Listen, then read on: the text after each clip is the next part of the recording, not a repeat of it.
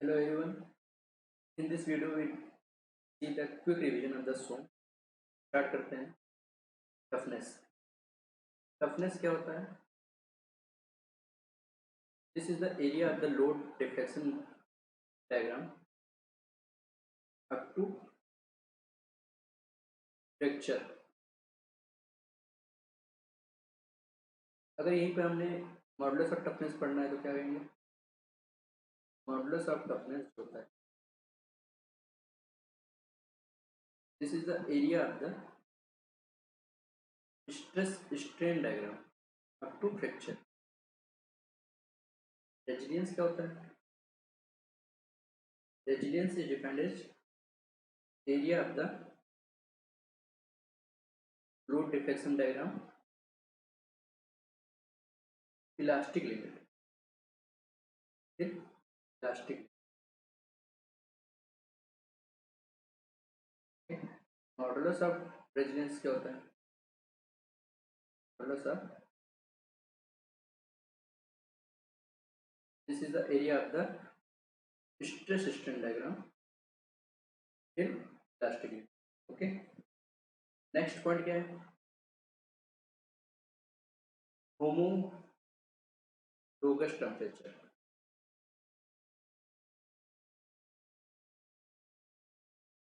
लोगस temperature, what is this? This is at which the temperature at which heat is uncontrolled. ये मैं मान के चल रहा हूँ, इस सब आपको पता है कि क्या है. ये जस्ट वीडियो क्विक रिवीजन है और इसलिए मेरी रिक्वेस्ट है कि आप इसको नोट करते हुए चलिए. और 5-6 पेज का नोट्स बनेगा और को याद भी कर लीजिएगा. ब्रिलनेस हार्डनेस नंबर. एक ब्रिलनेल साइंटिस्ट हैं जिन्होंने हार्डनेस नंबर दिया. इसका फार्मूला होता है लोड पी अपान में pi capital D by 2 capital D minus में square root of capital D square minus small D square. Capital D क्या रहेगा? This is the steel bar diameter. Small D जो हो जाएगा ये इंडेंट डाया और dia.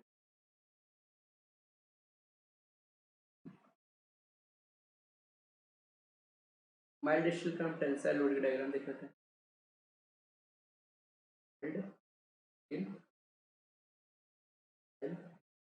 Loading में stress strain curve क्या होगा?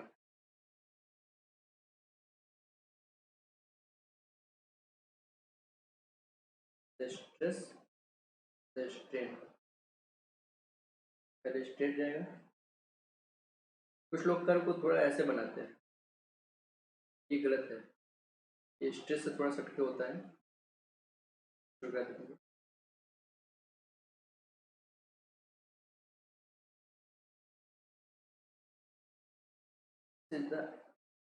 ए स्टेट पॉइंट तक ए को बोलते हैं प्रोपोर्शनल लिमिट. के बाद इलास्टिक लिमिट आता है. This is the upper yield point, this is the lower yield point. And यहाँ से स्ट्रेन हार्डनिंग स्टार्ट होता है तो ये आपका हो जाएगा ultimate point. And this is the fracture point. Okay, तो लिख लेते हैं यहाँ पे प्रोपोर्शनल. हुक्स लॉ यहीं तक वैलिड होता है. हुक्स लॉ का मतलब क्या हो जाएगा? Stress is directly proportional to be हो जाएगा इलास्टिक लिमिट.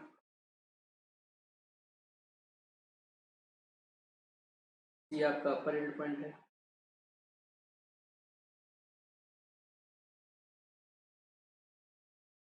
अच्छा, अपर यील्ड पॉइंट किस पे डिपेंड करता है ये भी देखना पड़ेगा. ये लेंथ पे डिपेंड नहीं करता है, क्रॉस सेक्शनल एरिया पे डिपेंड करता है, शेप पर डिपेंड करता है एंड इक्विपमेंट पे डिपेंड.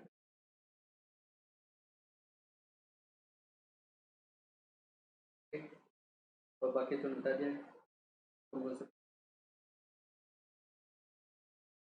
एक पॉइंट होता है ग्रेफाइट। अगर आपका ग्रेफाइट प्रेजेंट है इसका मतलब वो फास्ट है।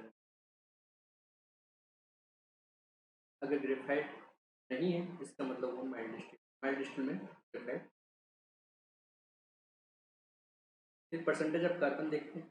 परसेंटेज ऑफ कार्बन बढ़ने से क्या होता है, यील्ड स्ट्रेस अब बढ़ जाती है, बट फ्रैक्चर स्ट्रेन होता है दैट विल डिक्रीज। और भी प्रॉपर्टी होती है कि अल्टीमेट स्ट्रेस बढ़ जाता है, ब्रिटलनेस बढ़ जाता है।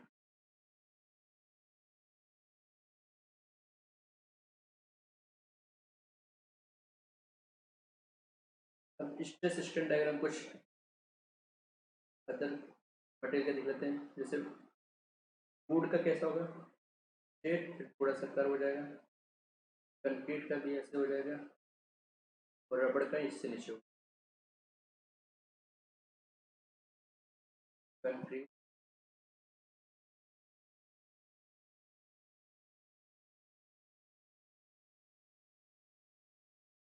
डक्टाइल मटेरियल और ब्रिटल मटेरियल में डिफरेंस।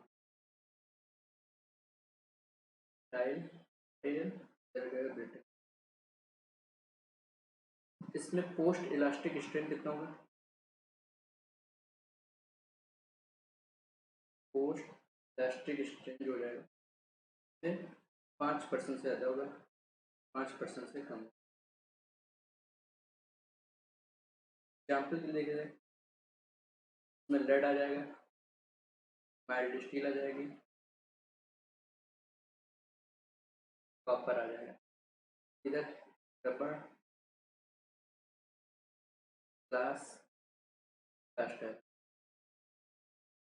ब्रिटल मटेरियल में यहाँ पे प्लास्टिक जोन, नो प्लास्टिक। के बाद देखते हैं कि किसमें वीक होता है, किसमें। तो डक्टाइल मटेरियल वीक होता है ईयर में। उसके बाद उसमें टेंसाइल होती है, फिर कंप्रेसिव स्ट्रेस सबसे ज़्यादा होती है। जबकि ब्रिटल मटेरियल आपका टेंसाइल में वीक होता है सबसे ज़्यादा, या कंप्रेशन में दोनों।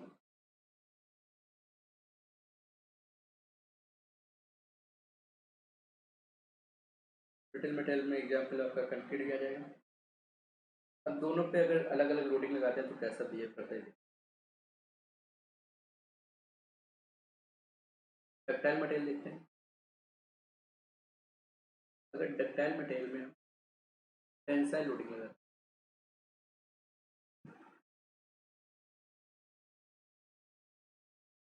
टेंसाइल लोडिंग मटेरियल, ठीक। तो इसमें वीक इन शियर है, हमें पता है, तो फेल्स जिस शियर में करेगा और वो शियर मैक्सिमम कितना होगा, 45 डिग्री पे। Fail in shear and shear maximum होगा एट 45 डिग्री। इस फेल्यूर को हम बोलते हैं कपकोन फेल्यूर। कपकोन फेल्यूर, ये फेल्यूर इसलिए एट 45 डिग्री।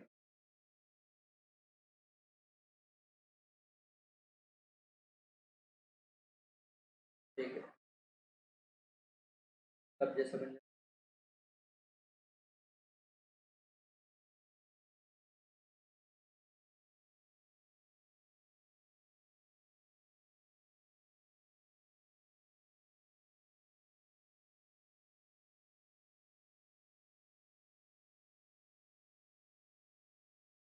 45 डिग्री।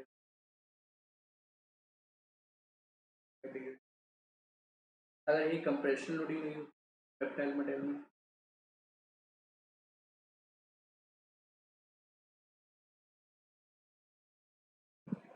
ये मटेरियल आपका कंप्रेशन लगा देते हैं। यहाँ पे एक बल्जिंग फेल्यूर, तो ये फेल्यूर होगी बल्जिंग फेल्यूर। सब मटेरियल छोटे हो जाएगा, बल्जिंग फेल्यूर।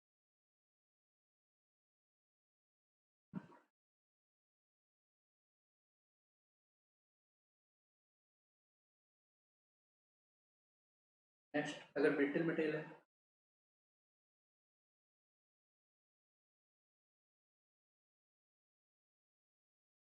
और इसमें अगर टेंसाइल लोडिंग लगे,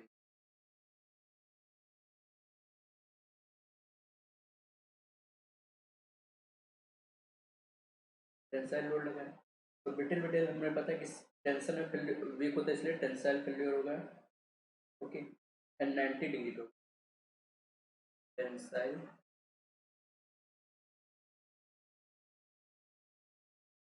लोड जो होगा एट 80 डिग्री हम लॉन्गिट्यूडनल एक्सेस।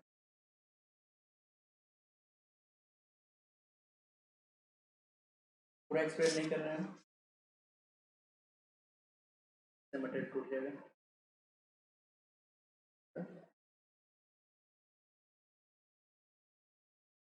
ऐसे लिए 90 डिग्री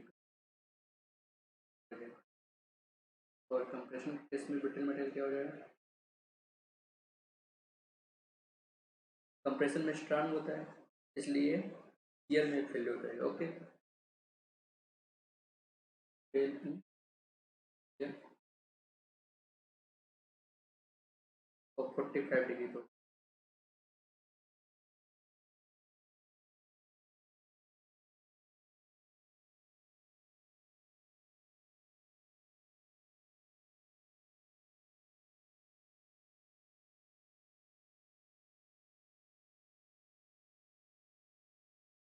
फेल्योर पे जो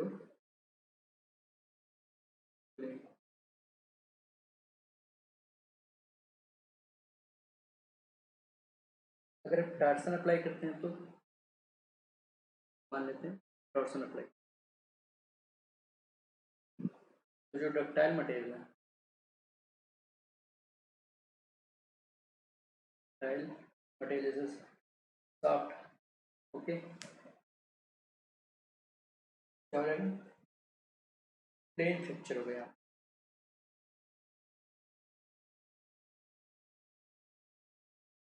लेकिन ब्रिटल मटेरियल में कैसा फेल्योर होगा, टॉर्सन केस में हेलिक्वाइडल फेल्योर होगा, हेलिक्वाइडल।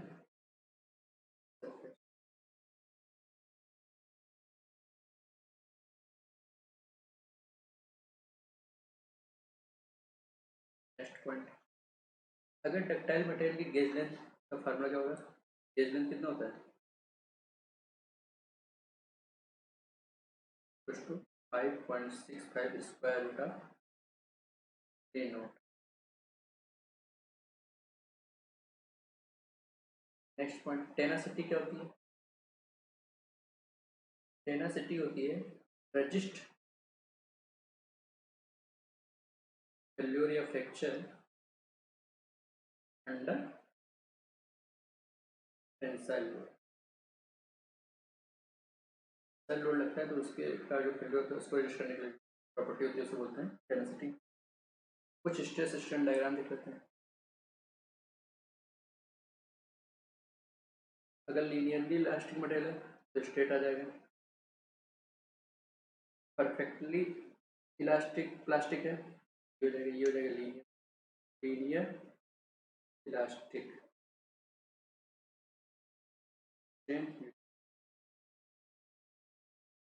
प्लास्टिक में no strain hardening. Strain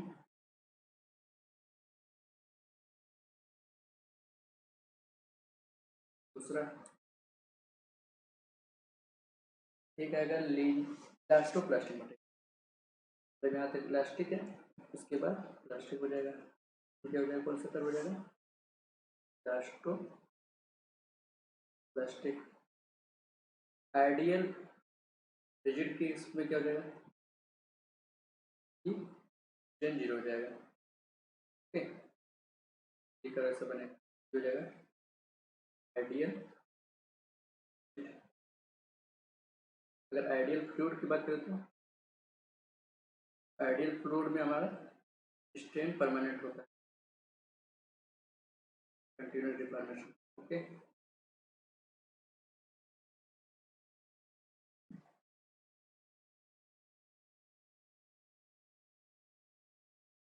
ideal शुरू हो गया।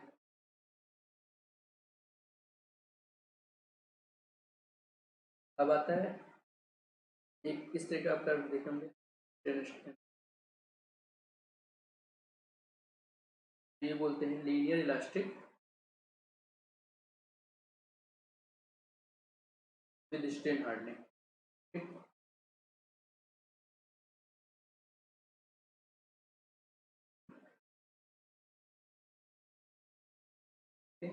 एक और कर्व आपने देखा होगा,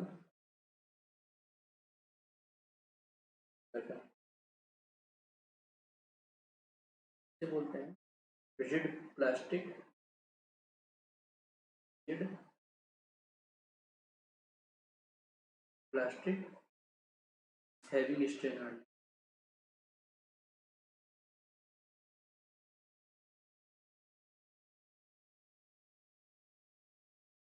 नेक्स्ट क्या है, विस्को इलास्टिक मटेरियल, को इलास्टिक मटेरियल, ये क्या होता है, में time dependent stress strain, time dependent stress strain curve. Isotropic material का नाम सुनो, आइसोट्रोपिक मटेरियल कौन होता है, आइडेंटिकल प्रॉपर्टीज होती है, identical properties in all direction, इसी पॉइंट पे सभी डायरेक्शन में प्रॉपर्टीज। अगर होमोजीनियस मटेरियल की बात करें तो होमोजीनियस का मतलब होता है similar properties,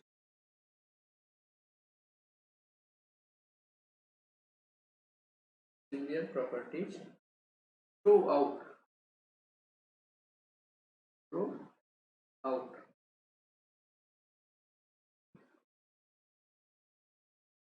through out value.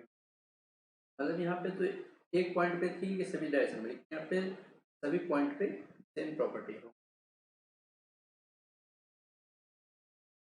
अब मटेरियल में देख लेते हैं कि कौन कौन से मटेरियल हैं, तो उसके number of elastic constant, number of independent elastic constant. अगर होमोजीनियस एंड आइसोट्रोपिक है तो आइसोट्रोपिक, आइसोट्रोपिक में आपका कौन कौन सा मेटल है, जैसे मेटल्स आएगा, ग्लास आएगा, इसमें कितने जगह, दो, कौन कौन से, ई जी हो सकता है या जी यू हो सकता है, ओके, और इन तीनों में से कोई एक। आइसोट्रोपिक हो गया, तो आर्थोट्रोपिक, आर्थोट्रोपिक मटेरियल की बात सुनी होगी हमने। आर्थोट्रोपिक मटेरियल होते हैं जिसमें थ्री म्यूचुअली परपेंडिकुलर, किसी पॉइंट पे थ्री म्यूचुअली परपेंडिकुलर डायरेक्शन में प्रॉपर्टी डिफरेंट होती है। एग्जाम्पल के लिए आपका वुड हो गया, ओके, में नंबर प्लास्टिक कांस्टेंट 9 होते हैं, कैसे, E X Y E Z mu X mu Y mu Z and G X Y Y Z and G Z X. इसमें क्या होता है, जो नॉर्मल स्ट्रेन होता है वो शियर स्ट्रेन पे डिपेंड करता है, depend on shear strain. Next material आपका हो जाएगा एनआइसोट्रोपिक। एनआइसोट्रोपिक में कितने होते हैं, 21 इलास्टिक कांस्टेंट होता है। इसमें क्या होता है, सॉरी मैं यहाँ पे गलत बता दूँ, इसमें नॉट डिपेंड, आर्थोट्रोपिक मटेरियल में नॉर्मल स्ट्रेन शियर स्ट्रेन पे नॉट डिपेंड करता है, लेकिन यहाँ पे डिपेंड करता है, ओके। अब इलास्टिक कांस्टेंट हो गया, तो इलास्टिक कांस्टेंट की एक मैट्रिक्स बनती है, ठीक है। इलास्टिक कांस्टेंट की मैट्रिक्स होती है, वो कैसी होती है, वो सभी टाइप के मटेरियल सिमेट्रिक होती है, कैसी होती है, symmetric matrix are all time type all.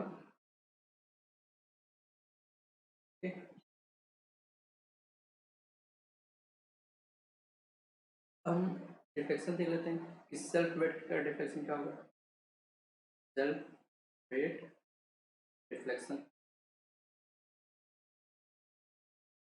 अगर आपका प्रिज्मेटिक बीम है, ऐसा बीम है प्रिज्मेटिक बीम है,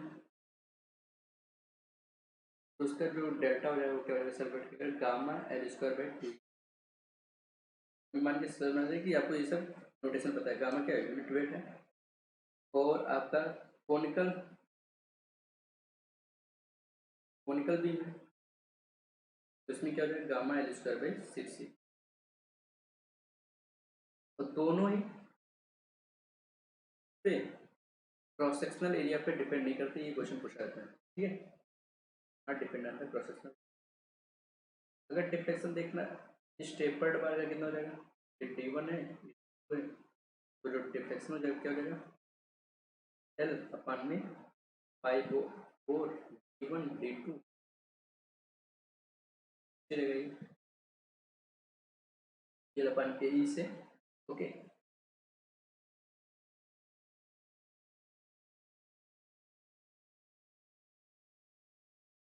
डेल्टा जो एक पॉइंट यहाँ पे टेपर्ड बार में करने वाली, जो डेल्टा एक्चुअल होता है, एक्चुअल होता है डी1 डी2 कर रहा है,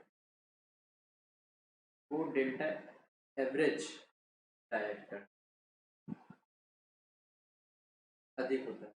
एवरेज है मतलब डी1 प्लस डी2/2 करके अगर लेंगे 5 तो डी कर दिया और डी1 डी बराबर डी1 प्लस डी2/2 कर दिया तो अधिक होता है। और इस प्रकार इसमें जो एरर आती है कितनी आती है, 11.1% एरर आती है। कितना बड़ा होता है, 11.11%। कोई बार वन दिया है और थिकनेस आपका ये दे रखा है,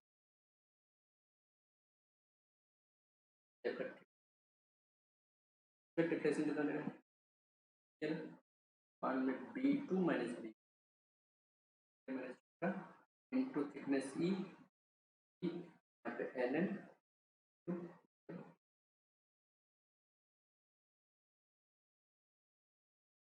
कंपोजिट बार देखते हैं,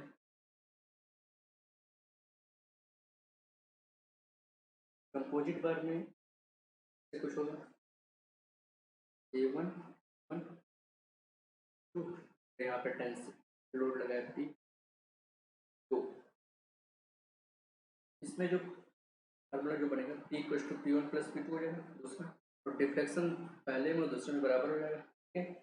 यहाँ से इन दोनों को सॉल्व करेंगे, डेल्टा 1 बराबर हो जाएगा PL P1L मान में A1 1 2L मान में L1 के बराबर, ठीक है। तो यहाँ से ई इक्वलेंट आएगा क्या है, A1 E1 प्लस में P2 मान में प्लस P2, और P1 की हो जाएगी P टाइम्स A1 1 मान में A1 E1 प्लस में, ये कंप्लीट बार में फार्मूला पूछता है कि P1 कितना आएगा और इक्वलेंट कितना हो जाएगा।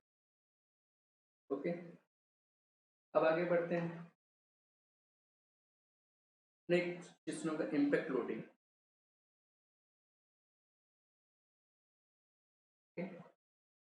Impact loading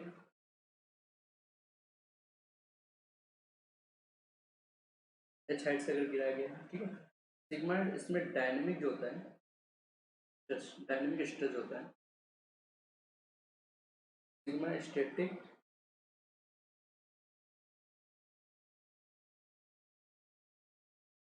1 plus square root of 1 plus H upon में डेल्टा स्टैटिक।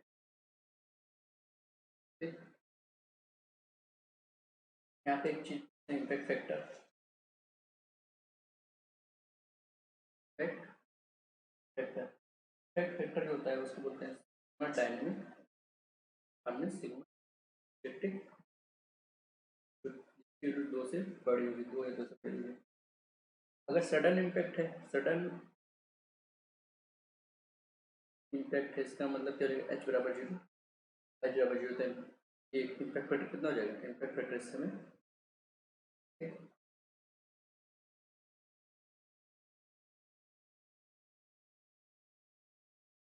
एक होता है gradual loading.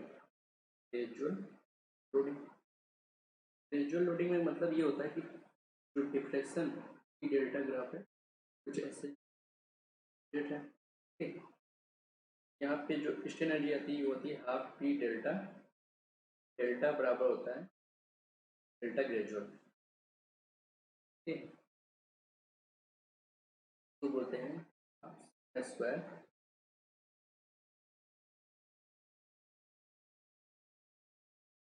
Square by two, ठीक। वैल्यू आपके बराबर क्या जाएगा, डब्ल्यू बाई टू हो जाएगा। लेकिन यहाँ पर अगर सडन लोडिंग होता तो क्या होता है, सडन लोडिंग केस में पी डेल्टा ग्राफ आपका ऐसे आएगा, ओके। जिसके कारण यूज हो जाएगा आपका पी टाइम डेल्टा हो जाएगा, बराबर आपका सिग्मा स्क्वायर बाई टू ही होगा, लेकिन यहाँ पे सिग्मा जो हो जाएगा टू टाइम डब्ल्यू बाई हो जाएगा, और डेल्टा सडन जो होता है सेक्शन वो टू टाइम डेल्टा ग्रेजुअल होता है, ठीक है। तो डायलेशन सुने होंगे आपने, डायलेशन क्या होता है, डायलेशन होता है sum of all strain, okay, in all dilation मतलब एप्सिलॉन इक्वल होता है epsilon x plus epsilon Y plus में एप्सिलॉन। अब टेम्परेचर इफेक्ट देख लेते हैं, टेम्पर्ड बार है कोई,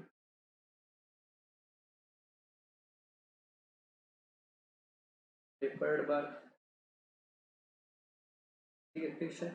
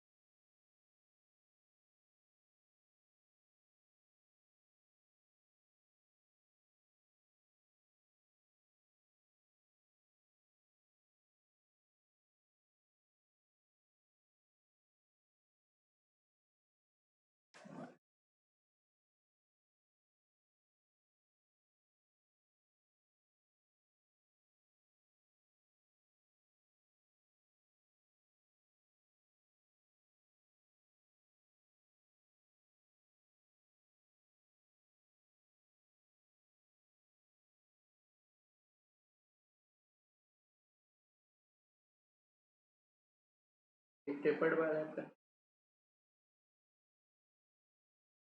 ठीक है, दोनों तरफ फिक्स है। इधर का डाई वन डी वन है, इधर का डी टू है, और टेम्परेचर हमने इंक्रीज कर दिया है। तो देखिए टेम्परेचर इंक्रीज करने से तो आपका क्या आ जाएगा, एक इलोंगेशन आएगा, इलोंगेशन कितना हो जाएगा, हो जाएगा L alpha delta T, okay. और जब ये इलोंगेट करेंगे तो कंप्रेसिव फोर्स आएगा, मान लेते हैं, ठीक है। तो जो कंप्रेशन का जो रिफ्लेक्शन आएगा क्या आ जाएगा, कंप्रेशन कितना हो जाएगा, कंप्रेशन हो जाएगा P L one pi by four D one D two, क्या हो जाएगा, जो इलोंगेशन होगा दोनों तरफ फिक्स है तो इलोंगेशन कंप्रेसिंग बराबर हो जाएगा, तो यहाँ से सॉल्व करने क्या जाएगा, L alpha delta T equal to L upon में pi by four one D two T, L L cut जाएगा, यहाँ से क्या जाएगा, लोड की वैल्यू बढ़ जाएगी, किलो की दे देंगे, ठीक हो जाएगी pi by four D two, okay, E L sorry alpha delta T, this is the P. अगर पूछते हैं आपसे मैक्सिमम स्ट्रेंथ सिग्मा मैक्सिमम, हमें लोड पता है, मैक्सिमम स्ट्रेंथ की क्या करेंगे, P by minimum area, minimum area मतलब pi by four T one square. इसी प्रकार अगर सिग्मा मिनिमम पूछता है क्या करेंगे, P by area maximum, area maximum कितना जाएगा pi four T to square हो जाएगा, सिग्मा मैक्सिमम सिग्मा मिनिमम आपसे यहाँ से कैलकुलेट कर लेंगे, ठीक है। और केसेस बनते हैं जैसे कि अगर ये आपका जो टेपर्ड बार नौ का स्टेट होता तो D1 बराबर D2 होता तो क्या होता है सिग्मा बराबर अल्फा टी ई के बराबर होता है जो कि P बाई ए के बराबर होता है। ओके, एक केस आपका ये भी बनता है, एग्जाम्पल देखते हैं। ठीक है,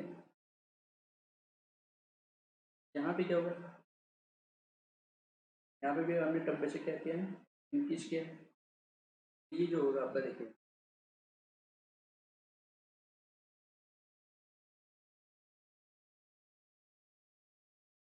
यहाँ पे एक फोर्स आएगा। ठीक है, वो फोर्स मान लेते हैं ए है पार्ट, ये बी है, यहाँ पे आर ए आएगा। ठीक, ये आर ए इस आर ए के बराबर होगा, बड़ा वाला पार्ट करेंगे, ये आर ए यहाँ पे जीरो होना चाहिए तो इधर आर ए मान लेते हैं, ये दोनों मिलकर जीरो हो जाएंगे। ओके, इधर जो आ जाएगा आर सी, तो इक्विवेलेंट से पता चला है कि आर ए जो हो जाएगा आर सी बराबर हो जाएगा। ठीक है, अब टेम्परेचर इंक्रीज कर रहे हैं तो उसको इलोंगेशन होगा, कुछ डिफरेंस कंप्रेशन होगा, तो इलोंगेशन टेम्परेचर करके L1 alpha 1 okay delta T plus में L2 अल्फा 2 डेल्टा टी। ठीक, और ये किसके बराबर हो जाएगा, इसमें जो कंप्रेशन फोर्स है आर ए का डिफरेंशन और आर सी का जो डिफरेंशन है, तो आर ए बराबर आर सी, तो इसलिए हम आर ए लिख देते हैं थोड़ी जगह पे, आर ए L1 अपान में A1 E1 ओके प्लस में आर आर ए इसको लिख सकते हैं क्योंकि आर ए आर सी बराबर है। ठीक, बाद में यहाँ से हम आर ए की वैल्यू पुट कर लेंगे। ओके, अब सेल्फ वेट का एक और आता है, अगर हैंगिंग में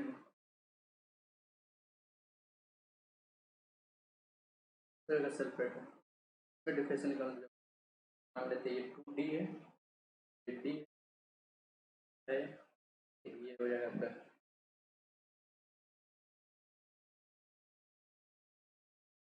L, ये भी L मान लेते हैं, तो जो डिफ्लेक्शन जो हो जाएगा total deflection delta A B delta C बराबर हो जाएगा। अब delta B C A B कितना हो जाएगा, सेल्फ वेट के कारण गामा हमें पता है फ्रिज के बारे में क्या होता है, gamma A B L A B square by 2 हो जाएगा। ओके, इन डेल्टा बी सी क्या हो जाएगा, डेल्टा बी सी हो जाएगा, एक तो सेल्फ वेट बी सी का जो होता है self weight of B C उसका डिफरेंस प्लस में due to weight A B का डिफरेंस, तो self weight A B B C का क्या हो जाएगा, क्या हो जाएगा gamma B C L B C का स्क्वायर बाई 2 हो जाएगा, और due to weight A B की तरफ, वेट ए बी मतलब पी एल बाई ए हो जाएगा, ए बी और बी सी में निकाले तो एल बी सी वन में एरिया बी सी हो जाएगा। ए बी जो हो जाएगा वेट ए बी का लेना है तो क्या हो जाएगा, डब्ल्यू बराबर गामा बी होता है, तो ऐसे हो जाएगा gamma A B two area A B. Okay, area A B कितना जाएगा 5 4 टी स्क्वायर जाएगा।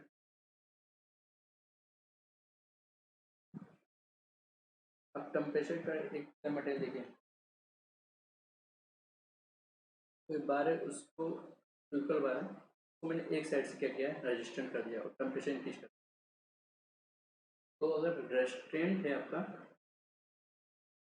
फ्रॉम वन साइड, तो डायरेक्ट हम फार्मूला याद कर लेते हैं कि जो सिग्मा एक्स होगा रेस्ट्रेंट जो है एक्स डायरेक्शन में आएगा ना, इस डायरेक्शन में रेस्ट्रेंट है अल्फा टी, अगर ये दो डायरेक्शन में अगर आपका रेस्ट्रेंट होता, दो डायरेक्शन में आपका रेस्ट्रेंट होता, तो ये इधर तो सिग्मा एक्स आता है और इधर क्या क्या आ जाएगा सिग्मा वाई जाएगा, सिग्मा एक्स की वैल्यू सिग्मा वाई की वैल्यू दोनों बराबर कर दीजिए, अल्फा टी ई अपन में 1 minus and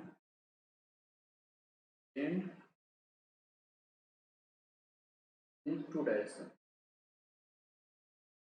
okay, if restrained in R direction मतलब थ्री साइड से रेस्टेंट है, ठीक है, तो sigma X sigma Y Z के बराबर होता है, वो क्या होता है अल्फा टी ई 1 माइनस में 2 म्यू, म्यू मुझे पता है क्या होता है पॉइजन रेशियो।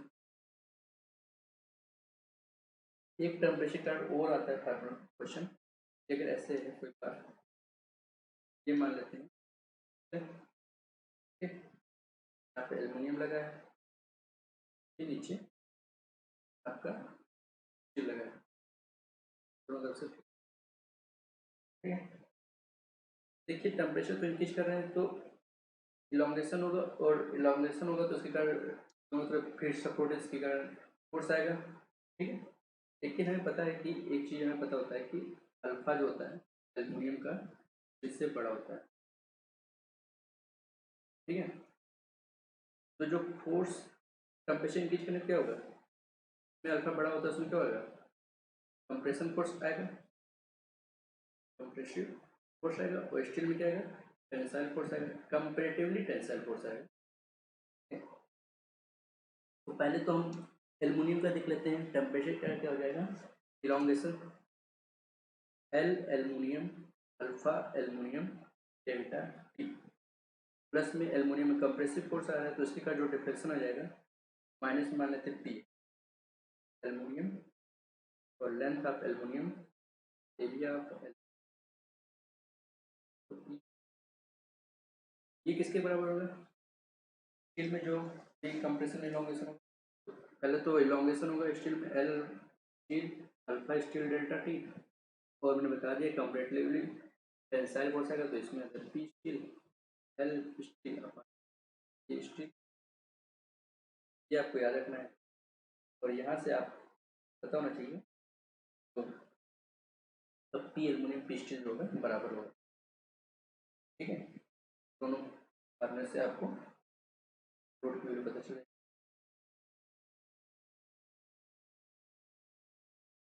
एक आपने क्वेश्चन देखा होगा कि टेम्परेचर का डिफ्लेक्शन कितना होता है, कुछ ऐसे रिफ्लेक्ट कर जाता है ठीक है। ये जो डेल्टा की वैल्यू कितनी है, एल स्क्वायर बाई 8 आर होती है ओके।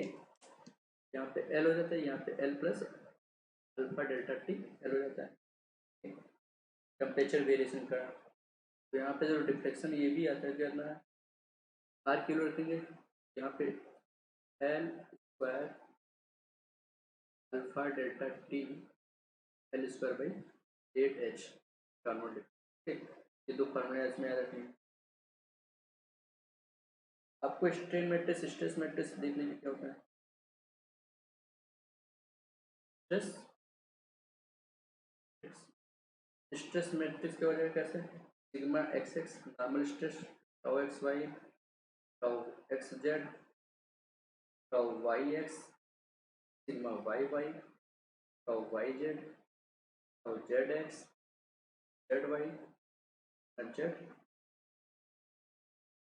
तो यहाँ से पता चलेगा सिमेट्रिक मैट्रिक्स, इसके कारण क्या हो जाएगा, tau x y tau y x के बराबर होगा, tau z x tau x z के बराबर हो जाएगा ठीक है, और tau y z tau z y के बराबर हो जाएगा। स्ट्रेन मैट्रिक्स कैसे होता है, सिमेट्रिक मैट्रिक्स होती है, पहली बात ये जान लीजिए। तो normal strain epsilon x x, shear strain I x y by 2 हो जाएगा, I x y shear strain हो जाएगा और बटे 2 आई एक्स जेड बटे 2, तब फाइव वाई एक्स बटे 2 epsilon y by normal strain and I y z by 2 ठीक, I z x by 2 I z y by 2 z direction. अब दो क्वेश्चन बहुत अच्छा पूछते हैं यहाँ पे कि नॉर्मल स्ट्रेन क्या हो जाएगा एक्स डायरेक्शन में, तो यहाँ जो हो जाएगा delta U by delta x, ऐसे आपको कोई फंक्शन दे देगा ठीक है, यू कामा आई के प्लस में बी के, तो नॉर्मल स्ट्रेन पूछे तो एक्स डायरेक्शन में del u by del x, इसको एक्स के रूप में डिफ्रेंशिएट कर देंगे, एप्सिलॉन वाई वाई पूछे तो क्या हो जाएगा, वाई बी कंपोनेंट लेंगे उसको वाई के रिस्पेक्ट में डिफ्रेंशिएट कर देंगे, ये तो हो गया नॉर्मल स्ट्रेन। वही पूछता है कि शियर स्ट्रेन क्या हो जाएगा, तो फाई एक्स वाई क्या हो जाएगा, फाई एक्स वाई जगह बी कंपोनेंट है, यहाँ जो बी कंपोनेंट आएगा उसको डिफ्रेंशिएट करेंगे एक्स के रिस्पेक्ट में plus del u by del y ठीक, इसी प्रकार फाई एक्स वाई इधर फाई वाई जेड भी लिख लेंगे, यहाँ पे फाई जेड एक्स भी लिख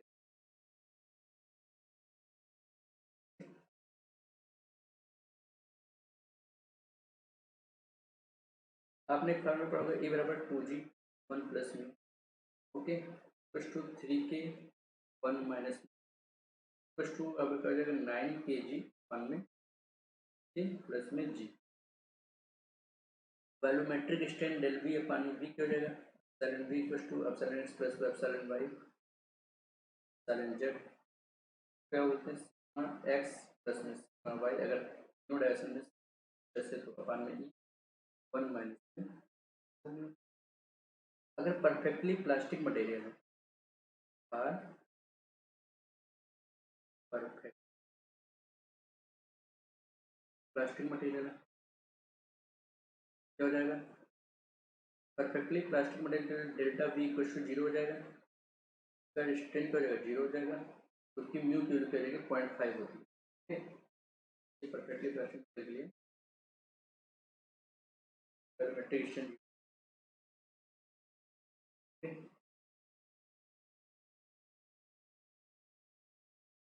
स्ट्रेन एक्स डायरेक्शन में निकालना हो सिग्मा एक्स अपान में ई माइनस में एप्सिलॉन वाई एप्सिलॉन जेड निकाल लोगे। एक क्वेश्चन आता है कि ट्रू स्ट्रेन होता है, ट्रू स्ट्रेन का फॉर्मूला क्या होता है, ट्रू स्ट्रेन बराबर होता है L M N L final length upon में एल इनिशियल, ठीक है। ऐसे आएगा हमें क्वेश्चन में दिया जाएगा कि वैल्यूम कांस्टेंट, ठीक है, volume is constant pi by 4 D initial का square L zero equal to pi by 4 D final का स्क्वायर इक्वल फाइनल, यहाँ से L final by L zero निकाल लेंगे, क्या जाएगा डी नॉट और ये वैल्यू रखते हैं यहाँ पे क्वेश्चन। रॉट आयरन आपको क्या होता है the purest form, purest iron, एक क्वेश्चन आपने देखा होगा, यहाँ पे हम क्विक रिवीजन करें इसलिए क्वेश्चन का डायरेक्ट हम आंसर बताएंगे, ठीक है। बाल लगा होता है और इसमें स्प्रिंग लगी होती है, इसकी है स्ट्रेस जो होता है वो क्या होता है अल्फा टी टेम्परेचर बढ़ा रहे हैं 1 प्लस में ए ई बाई एल एक्सेल रिजिडिटी 1 में के, क्या होता है ये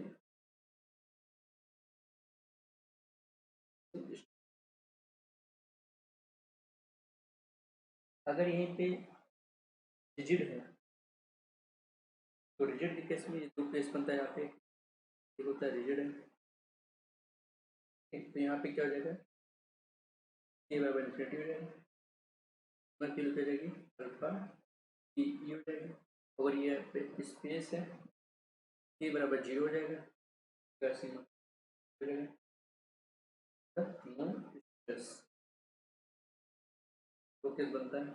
क्वेश्चन आता है ऐसे डायरेक्ट, आपने एक फार्मूला देखा होगा sigma upon Y equal to E upon R equal to M upon I, यहाँ से अगर देखा जाए तो एम अपान ई आई जो होती है तो बोलते हैं del two Y by del X square equal to 1 upon में और 1 upon R is known as curvature,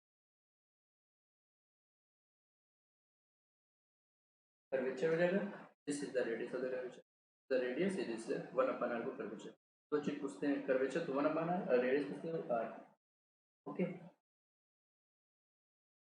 इसी को अगर हम डिफरेंशिएट करें तो टू वाई अपान में डी एक्स स्क्वायर क्या हो जाएगा del M by del x हो जाएगा, del M by del x निकालेंगे क्या जाएगा बोलते हैं scale force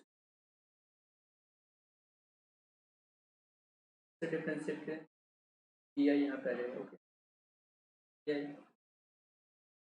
D four by D x square क्या हो जाएगा ये स्केल फोर्स को डिफरेंशिएट कर क्या हो जाएगा ये डब्ल्यू के बराबर मतलब लोड इंटेंसिटी हो जाएगी,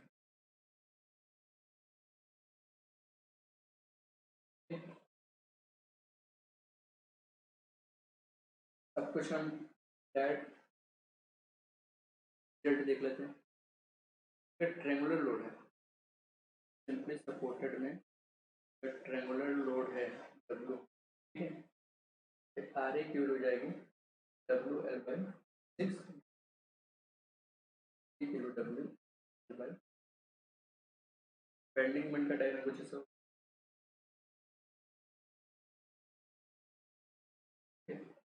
बेंडिंग मोमेंट मैक्सिमम वैल्यू कितनी जाएगी maximum value W L square by 9 L पूरा लेंथ है ओके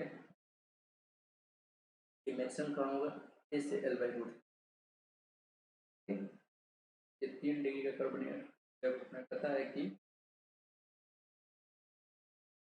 यूवीएल होता है डिग्री का बेंडिंग डायग्राम एक क्वेश्चन आपने पढ़ा हुआ ओवरहैंग का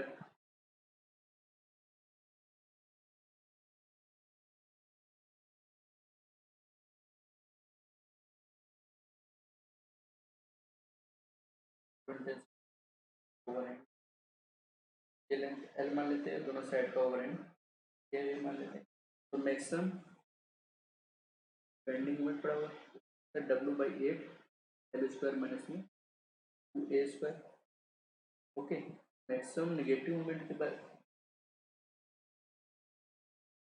टू ए का ये होल स्क्वायर है मैक्सिमम ये positive bending moment negative bending moment की बात करते हैं maximum bending moment two W A square by overhang part कितना आ जाएगा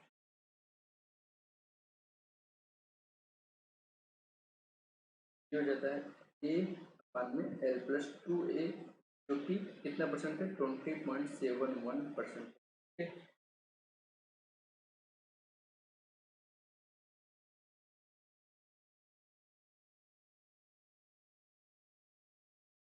तो हम कुछ क्वेश्चन जो होता है बाद में करते इसको पूरा कर लेते हैं ये वाला पॉइंट अगर एल की वैल्यू 2a से बड़ी हो तो बेंडिंग मोमेंट डायग्राम कैसा आएगा डायग्राम कैसा आएगा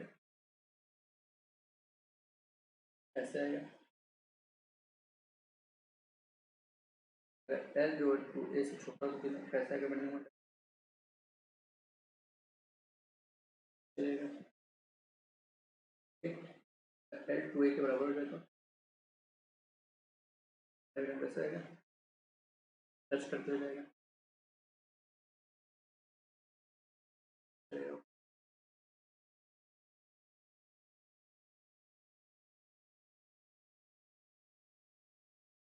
एंड करते हैं यहाँ पे हम ठीक है और रिमेनिंग सॉन्ग नेक्स्ट लेक्चर में लेंगे थैंक यू